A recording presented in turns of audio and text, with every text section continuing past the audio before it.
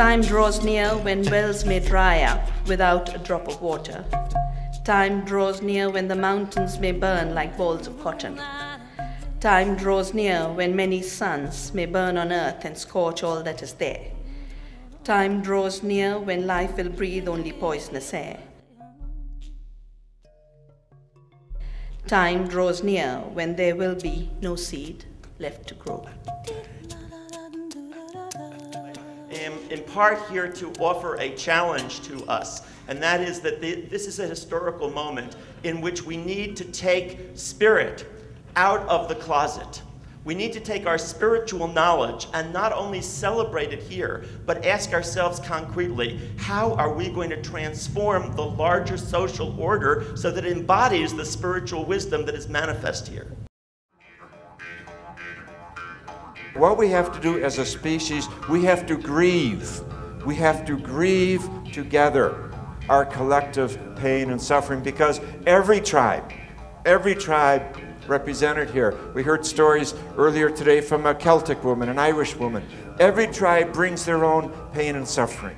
As the Buddha teaches, the whole universe undergoes suffering. All beings undergo suffering.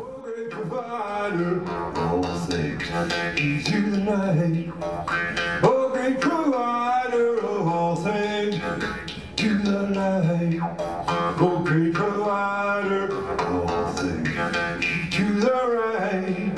Oh, great provider of all things, come to the night. Come to the night. Come to the night. Come to the night. Go get it, oh.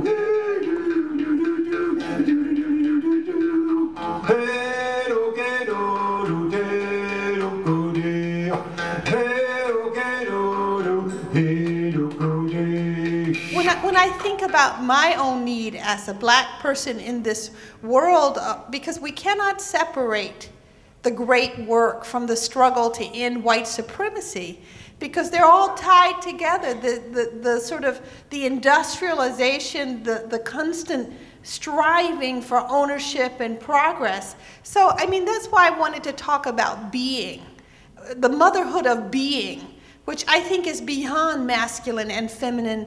But for me, those terms are useful just like race. I want to move beyond race, even as I want to honor race. I want to move beyond nationality, even as I want to honor nationality. But I want to know the limits of these categories, because I do believe that beyond these categories is the struggle for being.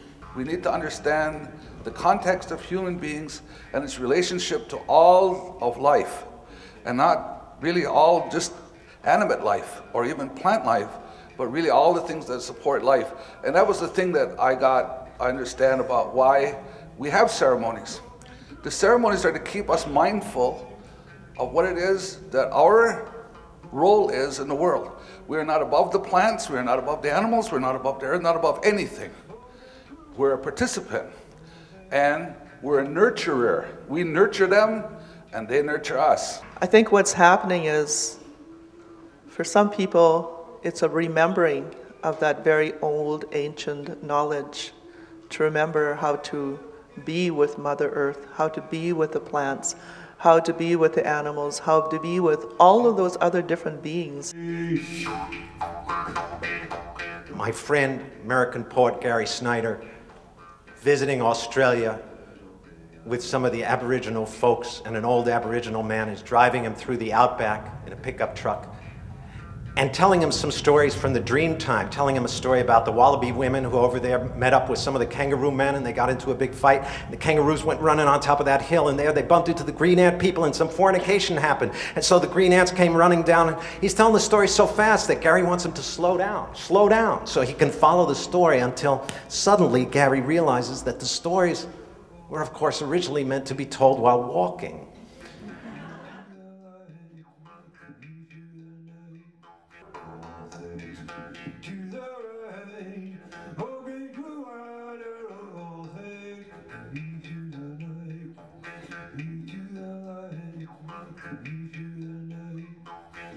To the light.